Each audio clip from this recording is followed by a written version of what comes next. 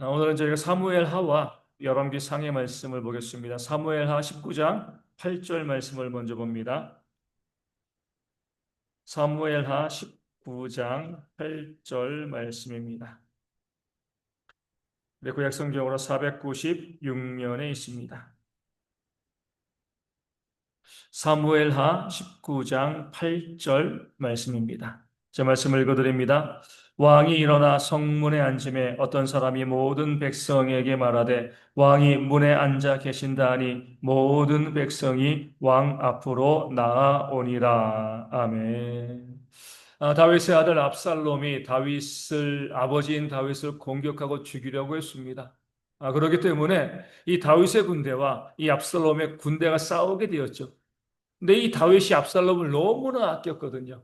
부하들에게 부탁을 합니다. 압살롬은 살려둬라. 반역자이고 우리를 대적하는 자이지만 또 이 천륜을 어기고 아버지를 죽이려고 하는 자이지만 그래도 내 아들 압살롬에게 공유를 베풀어 달라. 이렇게 부하들에게 부탁을 합니다. 근데 요압이 어때요? 그 압살롬을 죽였습니다. 우리의 대적이기 때문에 살려둘 수가 없는 거죠. 그럴 때 다윗이 뭐였어요? 식음을 전폐하고요. 내 아들 압살롬아, 내 아들 압살롬아 이렇게 외쳤습니다. 그러니까 전쟁에서 다윗을 위해서 목숨을 걸고 싸웠던 군사들의 입장에서는요. 너무나 황당한 거죠. 차라리 우리가 죽었으면 왕이 좋아하셨겠다. 이런 이야기들이 민심이 흉흉해지는 겁니다. 그럴 때 요압에 가서 이야기합니다. 왕이 지금 백성들에게 나가서 백성들을 위로하지 아니하면 그들의 공을 치하지 아니하면 아무도 왕 곁에 남아 있지 않을 겁니다. 누가 왕을 위해서 목숨을 걸겠습니까? 우리가 이제 사무엘 상하 말씀 또 열왕기 상까지 말씀을 보면은요, 이 다윗과 요압은요 아주 애매한 관계입니다. 이 요압은 충신이었죠. 다윗을 위해서 목숨을 건 사람이었지만 때로는 어때요? 다윗의 권한을 넘어서고 자기 멋대로 하는 그런 모습을 가지고 있었습니다. 그렇기 때문에 다윗이 이 요압을 비롯한 군인들에게 압살롬을 살려달라고 부탁해도요, 요압은 듣지 않았습니다. 적을 죽일 수가 없어. 다윗을 위해서 우리가 죽이는 것이 마땅하다. 왕이 부탁했음에도 불구하고요, 요압은 압살롬을 죽였습니다. 그리고 나서 또 요압이 왕에게 이야기하는 거죠. 지금 우리가 다 죽는 것이 더 좋을 뻔했습니다. 백성들의 민심이 흉흉해졌습니다. 왕이 죽은 아들 압살롬만 생각하고 그 압살롬과 싸워서 왕을 지킨 백성들은 생각하지 아니하니까 백성들의 마음이 어떻겠습니까? 다윗의 마음은요, 정말 너무나 아팠거든요. 그 아들 압살롬의 배반도 너무나 아팠지만 그 아들이 결국 죽임을 당했을 때 그 마음이 너무나 아팠어요. 이렇게 감정적으로 힘들 때는요, 누가 무슨 말을 해도 잘 들리지가 않습니다. 그런데 다윗은요, 그 상황 가운데 들을 길을 열었습니다. 자기는 너무나 해통하고 그 죽은 압살롬 때문에 너무나 슬프지만 요압이 한 말을 들어보니까 이미 압살롬은 죽었습니다. 어쩔 수 없는 거죠. 그 자기를 위해서 목숨을 건 백성들을 자기가 모욕했다는 생각이 드는 거죠. 그래서 백성들 앞에 나가서 백성들의 공을 치하한 거죠. 정말 중요한 거는요. 오늘 이제 몇 번 나오겠지만 들을 귀입니다. 들을 귀. 아무리 내가 감정적으로 힘들고 어렵고 지금 요압과의 관계도 다윗이요. 다윗과 요압의 관계 좋지 않습니다. 자기의 명령, 부탁을 어기고요. 자기 아들을 죽인 자가 압살롬을 죽인 자가 요압이잖아요. 그 요압이 와가지고 이야기하는데 그 말이 제대로 들리겠습니까? 그럼에도 불구하고 다윗은요. 그 요압의 말이 틀리지 않다는 것. 자기의 아들을 죽인 것은 너무나 괘씸하지만 그럼에도 불구하고 그 요압이 지금 하고 있는 말은 너무나 옳은 말이라는 것, 그 사실을 알았기 때문에 요압의 말을 듣습니다. 이게 바로 믿는 자들의 지혜인 거죠. 어리석은 자들은 뭐예요? 내 편의 말만 들어요. 우리가 지금 뭐 대통령을 보고 뭐 전임 대통령을 보고 역대 대통령들 또 많은 사람들 또 뭐 삼국지도 보고요. 보면 다 측근들에 의해서 무너지거든요. 내 귀에 좋은 소리 하는 사람만 들어요. 나에 대해서 비판적으로 이야기하는 사람들의 목소리는 차단해 버립니다. 그렇게 되어지면요 잘못된 길로 갈 수밖에 없는 거예요. 이 다윗처럼 자기의 명령을 어기고 자기가 사랑하는 아들 압살롬을 죽인 자이지만 그가 하는 말이 옳으면은요, 그 말을 들어야 되는 거죠. 그럴 때 다윗도 살고 나라도 사는 겁니다. 우리도 마찬가지예요. 나랑 별로 관계가 좋지 않은 사람, 때로는 원수와 같은 사람이라 할지라도 그 사람의 말이 맞으면 들어야 돼요. 근데 우리는 어때요? 내가 좋아하는 사람은요, 파트너 매주를 쓴다고 해도 믿고 듣습니다. 근데 내가 싫어하는 사람은요, 아, 매주는 콩으로 쓰는 거야 해도 안 들어요. 틀렸다고 이야기합니다. 이게 인간의 어리석음인 거예요. 그 사람과의 나와의 관계가 무엇인가를 떠나서 그가 하는 말이 옳은가 옳지 않은가 듣고 판단할 수 있는 그런 지혜가 있어야 합니다. 그 들을 기회가 있을 때 우리가 그 어려움을 이기고요. 또 선한 길로 좋은 길로 걸어갈 수 있게 되어지는 겁니다. 우리 23장 15절 말씀 보겠습니다. 사무엘하 23장 15절 말씀입니다. 다윗이 소원하여 이르되 베들레헴 성문 곁 우물물을 누가 내게 마시게 할까 하매. 그럼 다윗이 블레셋과 싸우다가 무슨 말을 내뱉은 거예요? 그러니까 고향이 베들레헴이잖아요. 그렇죠? 그 베들레헴 성문 곁에 우물물이 있었는데 어렸을 때부터 왔었으니까 그 물의 맛을 기억하고 있고요. 한번 그 우물물 한번 내가 먹어봤으면 좋겠다. 그냥 어떻게 보면 독백입니다. 혼잣말이에요. 야, 그 내가 어릴 때 그 베들레헴 성 옆에 있는 우물물 마시는데 너무 좋았어. 야, 그 우물물 한 번만 더 마셨으면 좋겠다. 근데 그 말을 듣고 어떤 일이 벌어진 거죠? 다윗의 세 용사가요, 그 블레셋 진영을 뚫고 목숨을 걸고 가서 그 우물물을 퍼왔습니다. 다윗의 이야기를 듣고요. 그러니까 다윗이 용사들의 피다라고 이야기하고 우물물을 부어버렸죠. 마시지 않았어요. 마셨으면 정말 어리석은 거죠. 하지만 더 문제가 되는 건 뭐예요? 생각 없이 말을 했다는 거예요. 아무리 혼잣말이라 할지라도요, 그 말이 어떤 파급과 어떤 영향력을 미칠 것인가 생각해야 되는 겁니다. 아, 내가 그거 먹고 싶어. 왕이 이야기하니까 신하들이요, 그 왕을 위해서 목숨을 건 거예요. 물 때문에. 물이 없는 것도 아니잖아요. 또 나중에 얼마든지 점령하고 마실 수 있는 건데, 다윗 왕이 지금 먹고 싶다고 하니까 그 용사들이요, 목숨을 걸고 적진을 돌파해서 그 물을 가지고 온 거죠. 함부로 말하지 말라는. 내가 말하는 것이 어떠한 영향력을 미칠 것인가? 그 말이 어떻게 나비 효과를 일으켜가지고 어떠한 문제와 어떠한 일을 만들어낼 것인가 계산하며 말해야 돼요. 계산이 안 쓰면 말하지 않으면 돼요. 계산이 자꾸 틀려도 말하면 안 됩니다. 정확하게 계산할 수 있는 말, 그 말만 하려고 해야 하죠.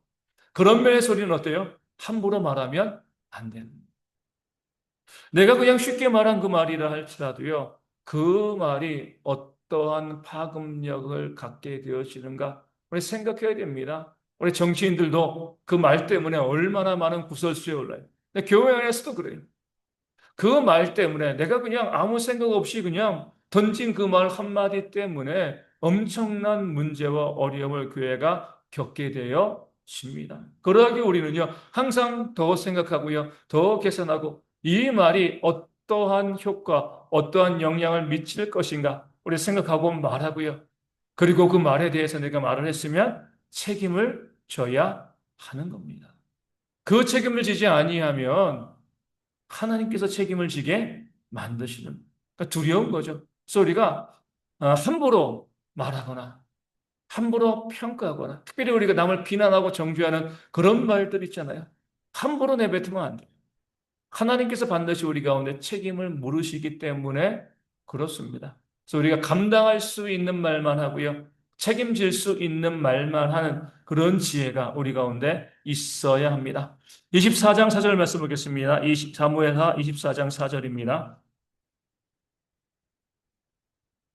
왕의 명령이 요압과 군대 사령관들을 재촉한지라 요압과 사령관들이 이스라엘 인구를 조사하려고 왕 앞에서 물러나. 아멘.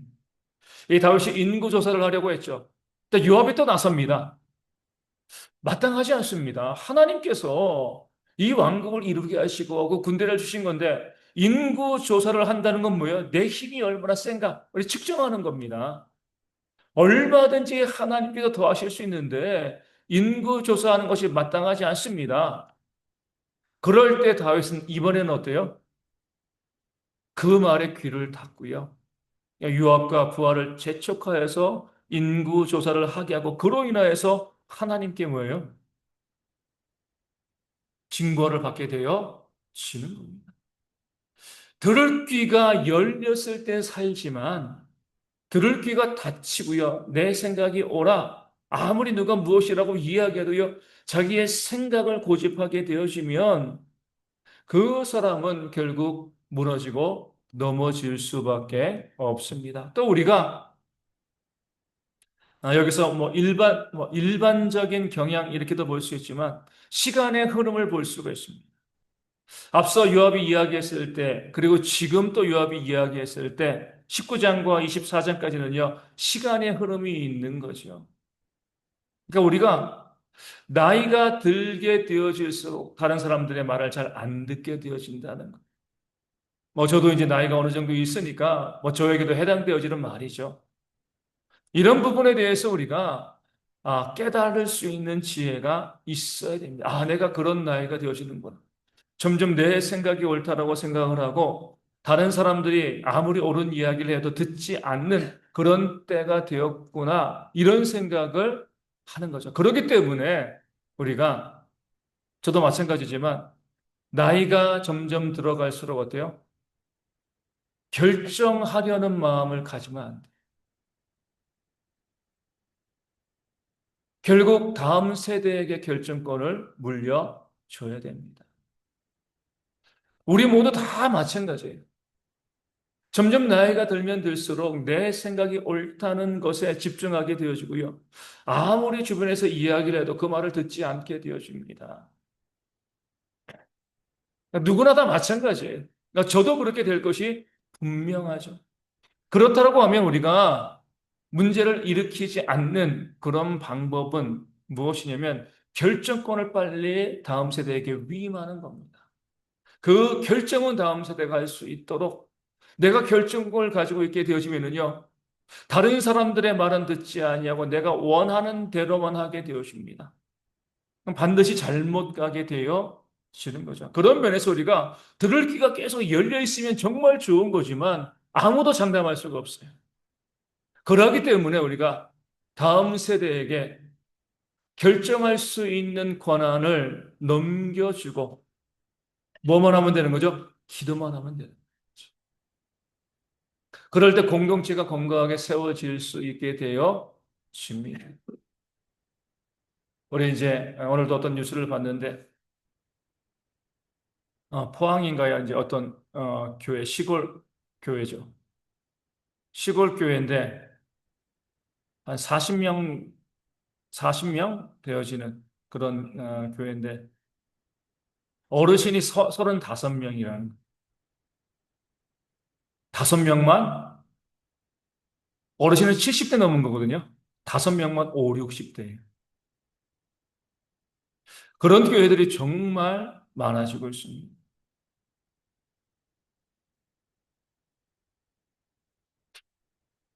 왜 그런 일들이 계속해서 발생하냐면 여러 가지 많은 물론 이제 그 시골이니까 떠나는 이 청년들이 많이 있었을 거고 그런 거지만 도시교회도 그러거든요. 무엇이 문제냐면 자꾸 위에서 결정하려고 나이 드신 분들이 결정권을 내려주지 않습니다. 젊은 세대들은 내가 결정할 것이 없고 무조건 따라야 된다고 하면 그 교회에 남아있지 않은 거죠. 이런 연구 결과도 있습니다. 이 청년들이 내가 교회를 떠나야겠다. 교회 그만 다니고 싶어. 이런 생각이 들면 57%가 1년 안에 교회를 떠난다고 합니다. 예전처럼 그냥 좀 더 기다려보고 그런 거 없이요. 그냥 1년 안에 교회를 떠나 버리는 거예요. 교회에 헌신할 세대를 위해서 그들에게 결정권을 주고, 물론 그들이 결정하는 것이 마음에 들지 않을 수 있습니다.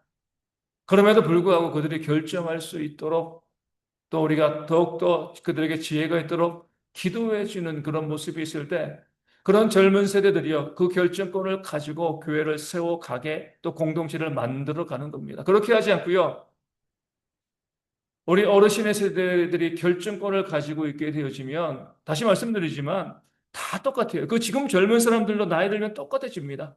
들을 귀가 점점 어두워지게 되어지는 거죠. 그렇게 되어지면 잘못된 결정, 잘못된 판단을 하기가 쉽습니다. 이 사실을 인정하는 것도 지혜예요. 아니, 나는 안 그래. 그게 교만입니다. 저도 그럴 거고요. 우리 모두가 다 마찬가지죠. 그런 사실을 기억하시고 우리가 들을 길을 여시고 또 우리가 점점 나이가 들어가면서 그 결정하려고 하지 않고요. 기도하려고 하는 그런 모습으로 헌신하는 그런 지혜가 또한 우리 가운데 있어야 할 줄로 믿습니다. 우리 24장 24절 말씀 보겠습니다. 사무엘하 24장 24절. 왕이 아라우나에게 이르되 그렇지 아니하다. 내가 값을 주고 내게서 사리라. 값 없이는 내 하나님 여호와께 번제를 드리지 아니하리라 하고 다윗이 은 50세겔로 타작마당과 소를 사고 아멘. 그 전염병을 멈추기 위해서 이 아라우나의 이 타작마당에서 이제 번제를 드리려고 하는데 이 아라우나가 뭐라고 이야기해? 소도 땔감도 내가 다 이 왕에게 드리겠습니다. 무료로 받으시고 제사를 드리십시오. 그때 다윗이 이렇게 이야기하죠. 내가 값없이는 하나님께 번제를 드리지 아니하겠다. 내가 값없이는 하나님께 제사하지 않겠다. 값없이는 하나님께 예배하지 않겠다. 내가 하나님께 나오는데 내가 반드시 헌신하겠다는 거예요. 그 헌신이 없이 예배하는 것은요, 잘못된 예배가 되어지는 겁니다. 값 없이 예배하시면 안 되는 거예요. 우리 하나님께 나올 때 우리 보게 되어지면 값 없이 하나님께 나오는 분들이 있습니다. 세상에서도 어때? 저도 뭐 이제 저도 그러고 아이들 때문에라도 병원 자주 가거든요. 꼭 무엇을 내요? 진료비를 내잖아요. 세상의 의사를 만나는데도. 근데 하나님께 예배하러 우리가 오는데 그 하나님의 예배하는 그 자리에 값없이 선다는 것은 정말 잘못된 거죠. 그 하나님께 우리가 드릴 예물을 가지고 와야 돼요. 물질이 없으면 헌신해야죠. 그렇죠? 다른 것으로라도. 근데 우리가 물질이 없을 수가 없어요. 액수가 중요한 게 아니에요. 내 하나님께 예배하는 그런 마음을 가지고 예물을 가지고 하나님께 나오는 그런 모습이 우리 가운데 있어야 되는데 우리 젊은 세대 가운데 그런 것이 점점 없어지는 것 같습니다. 우리가 훈련시켜 교육시켜야죠. 하나님께 나올 때 하나님께 예물을 드리는 것 이것이 마땅하다. 이것이 우리가 또 강조하고 또 알려주어야 돼. 또 신앙의 모습이 되어지고요. 그렇게 하나님께 드림의 훈련이 되어진 자들이 자신들의 인생을 하나님께 드릴 수 있게 되어지는 겁니다. 작은 것, 그 작은 것이 큰 것이 되는 거잖아요. 그 작은 것을 온전히 드리지 못하는 자가 큰 것을 하나님께 드릴 수가 없습니다. 그래서 우리가 항상 우리 주일학교 아이들에게도 우리 청년들에게도 이야기에 대해서 하나님께 나올 때 우리가 마땅히 드려야 될 예물을 준비하여서 하나님께 드리는 것 여기에 대한 훈련들이 우리 가운데 있어야 할 줄로 믿습니다. 우리 열왕기상 1장 36절 이어서 봅니다. 열왕기상 1장 36절입니다. 열왕기상 1장 36절 여호와의 아들 분하야가 왕께 대답하여 이르되 아멘 내 주 왕의 하나님 여호와께서도 이렇게 말씀하시기를 원하오며 아멘. 지금 다윗이 솔로몬을 왕으로 세우려고 합니다. 그럴 때 이 분하야가 이야기하죠. 하나님도 이렇게 말씀하시기를 원합니다. 하나님의 뜻과 같은 줄로 믿습니다. 우리가 행하는 모든 일들이요. 내 뜻과 내 계획이 아니라 하나님의 뜻을 이루는 뜻이 하늘에서 이룬 것까지 이 땅에서도 이루어지는 그런 역사를 우리가 만들어 가야죠. 하나님의 뜻과 전혀 상관없이 내 뜻을 이루는 것은요, 잘못된 겁니다. 하나님의 뜻이 무엇인지 알고 그 뜻대로 내가 움직일 때 하나님의 뜻과 내 뜻, 하나님의 말씀과 내 말이 일치하는 것, 이게 바로 성도이죠. 내 삶을 통해서 하나님처럼 말씀하고 말하고 하나님과 같은 모습을 보여줄 수 있는 거 완벽하진 않지만 사람들이 나를 바라보면서 당신을 보니까 예수님을 본 것 같습니다. 이렇게 말하는 그런 것이 우리의 비전과 소망과 꿈이 되어야 합니다. 그럴 때 우리가 선교도 하고 전도도 하고요, 예배도 하고요, 구제도 하고 그런 모든 활동들을 할 수 있게 되어지는 겁니다. 내가 예수님을 보여주는 그런 자가 되어지는 것, 여기에 우리가 또 집중하고 헌신하는 그런 모습이 있어야 할 줄로 믿습니다. 우리 2장 2절과 3절 말씀 보겠습니다. 열왕기상 2장 2절과 3절. 내가 이제 세상 모든 사람이 가는 길로 가게 되었노니 너는 힘써 대장부가 되고 내 하나님 여호와의 명령을 지켜 그 길로 행하여 그 법률과 계명과 율례와 증거를 모세의 율법에 기록된 대로 지키라. 그리하면 내가 무엇을 하든지 어디로 가든지 형통할지라. 아멘. 다윗의 유언이죠. 솔로몬에게 유언합니다. 2절에서 뭐라고요? 너는 힘써 대장부가 되라. 여기까지 보면 너 정말 대장부처럼 상남자처럼 살아라. 이렇게 이야기하는 것처럼 들립니다. 3절을 보면 그런 대장부가 누구인가? 뭐라고 나와 있습니까? 하나님의 말씀에 순종하는 자. 이게 제일 어려운 거거든요. 힘으로 남을 제압하는 것은 쉬운 일이에요. 내 능력으로 다른 사람을 싸워서 이기는 것은 쉬운 일입니다. 정말 어려운 것은요, 하나님의 말씀에 순종하는 겁니다. 그러니까 우리가 기준을 그렇게 봐야 돼요. 누가 이 시대에 이 공동체 교회 안에서 진짜 대장부인가? 진짜 교회 리더인가? 교회를 이끌어가는 자인가? 누구예요? 순종하는 자입니다. 뭐 재물이 많은 자, 사회적인 지위가 높은 자, 학벌이 좋은 사람 이런 사람이 아니라 하나님께서 주신 그 말씀에 말씀대로 살아가기 위해서 순종하는 모습이 있으면요, 그가 참된 교회 일꾼과 리더인 거죠. 대장부인 겁니다. 우리의 모든 신앙의 목적은요, 그 말씀에 순종하는 것. 순종할 때 당연히 어때요? 내 삶을 통해서 예수님이 보여줄 수밖에 없는 겁니다. 어떻게 예수님의 모습을 보입니까? 어떻게 예수님처럼 말할 수 있습니까? 그러니까 순종하시면 되는 거예요. 주의 말씀을 알고 그 말씀 가운데 순종할 때 참된 하나님의 일꾼으로 세움받을 수 있음을 다윗은 솔로몬에게 알려주고 있는 겁니다. 우리 2장 22절 말씀 보겠습니다. 2장 22절. 솔로몬 왕이 그의 어머니에게 대답하여 이르되 어찌하여 아도니아를 위하여 수냄 여인 아비삭을 구하시나이까? 그는 나의 형이오니 그를 위하여 왕권도 구하옵소서. 그뿐 아니라 제사장 아비아달과 수로의 아들 요압을 위해서도 구하옵소서 하고. 아멘. 아도니아가 먼저 왕이 되려고 하다가 우리 앞서 이야기한 것처럼 다윗이 그 솔로몬을 왕으로 세우게 되어진 거죠. 1차 실패했습니다. 솔로몬이 그 아도니아를 그냥 용서해 줬어요. 그러니까 아도니아가 이 솔로몬의 어머니 밧세바에게 와서 무엇을 이야기해요? 수냄 여인 아비삭을 나에게 아내로 주라. 밧세바는 어때요? 우리가 보면 밧세바는 약간 흔히 말하는 백치미가 있는 사람입니다. 어여쁜 여자였지만 지혜롭지는 못했어요. 그렇기 때문에 그래, 이 수냄 여인의 아비삭이 누구죠? 다윗이 나이 많아서 몸이 차가우니까 그 몸을 따뜻하게 하기 위해서 다윗의 첩으로 들였던 여자입니다.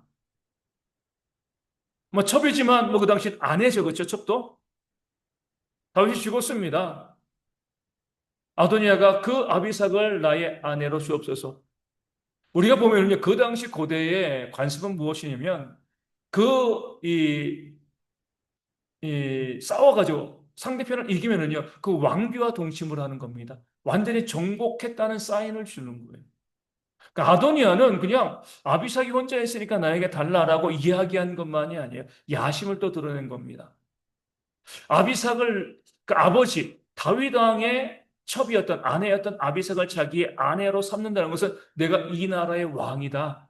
솔로몬을 짓누르고 내가 왕이 되겠다. 이것을 어떻게 보면 암시하는 겁니다. 근데 밧세바는요, 그걸 몰랐어요. 그리고 솔로몬에 가서 뭐라고 이야기합니까? 아비삭을 아도니아에게 줍시다. 솔로몬은 지혜의 왕이기 때문에 그 아도니아의 그런 이 심중을 읽은 거죠. 결국 아도니아도 요압도 죽임을 당하게 되어 집니다.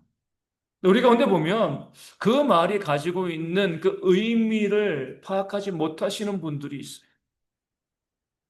그 말의 중심의 메시지가 무엇인가 알지 못하고요. 그런가 보다 하고 넘어갑니다. 그렇게 하다 보면은요, 우리가 당하게 되는 거죠. 사기도 당하고요, 어리석게 당하게 되어지는 겁니다. 그 사람이 하는 말의 의도가 무엇인가? 그 겉에 있는 것이 아니라 그 속에 담겨져 있는 의도가 무엇인가를 파악할 수 있는 지혜를 우리가 구해야 돼요. 그래야지만 우리가 늘 바른 판단할 수 있게 되어지는 겁니다. 우리 2장 39절과 43절 보겠습니다. 2장 39절. 3년 후에 시므의 두 종이 가드 왕 마아가의 아들 아기스에게로 도망하여 간지라. 어떤 사람이 시므이에게 말하여 이르되 당신의 종이 가드에 있나이다. 43절입니다. 내가 어찌하여 여호와를 두고 한 맹세와 내가 내게 이런 명령을 지키지 아니하였느냐. 아멘. 시므이는 어떤 사람이었죠? 다윗이 압살롬을 피해 도망할 때 저주한 사람이었잖아요. 그 싸워서 다시 돌아올 때 다윗 왕의 앞에 머리를 숙이며 목숨을 구했습니다. 다윗이 유언을 통하여서 솔로몬에게 이야기하죠. 그 시므이를 편안하게 죽게 내버려 두지 말라. 나에게 악을 행한 자이다. 솔로몬이요. 그러니까 그냥 죽일 수는 없잖아요. 명분이 없잖아요. 그 시므에게 이렇게 약속을 합니다. 하나님께 맹세하자. 예루살렘을 떠나지 마. 그럼 내가 죽을 때까지 편안히 살 거야. 내가 안 건드릴 거야. 약속을 했습니다. 시므이도 동의한 거죠. 3년 뒤였대요. 시므이의 종이요 도망쳤습니다. 이 가드왕 아기스에게로. 그러니까 시므이가요 3년이 지나니까 3년 전에 한 약속을 잊어버린 거예요. 이 예루살렘을 떠나면 죽는다. 그 약속을 잊어버리고 3년 지나니까 잊어버리고요. 자기의 종들이 도망갔으니까 잡아온다고 해서 잡아가서 왔습니다. 근데 솔로몬이 그것을 약속을 어겼으니까 그것을 가지고 시므이를 처단한 거죠. 우리 다니엘서에도 나오잖아요. 이 다니엘이 느부갓네살 왕에게 겸비하면 하나님이 당신의 왕위를 빼앗지 않을 겁니다. 겸비했어요. 1년 지나니까 문제 없겠네? 잊어버린 거죠. 또 교만하였다가 미친 자가 돼서 그 왕국에서 쫓겨나게 되어지는 거잖아요.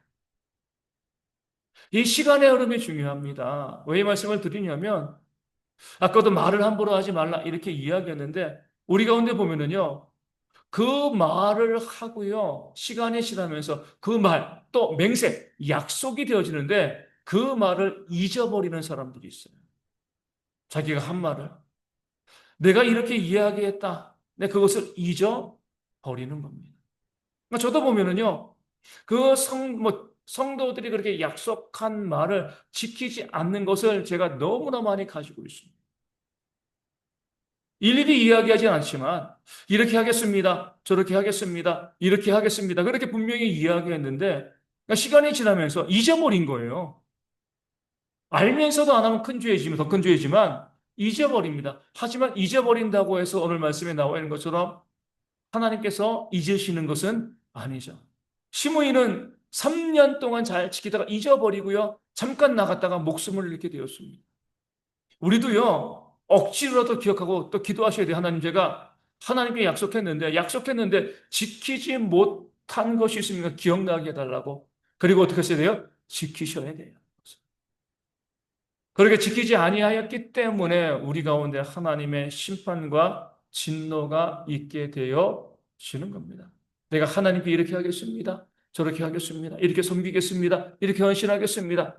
그렇게 이야기하고 그것을 지키지 아니하는 그런 분들 우리 가운데 정말 많이 있는 거죠. 가장 많이 이야기, 목사님 제가 기도에 빠지지 않겠습니다.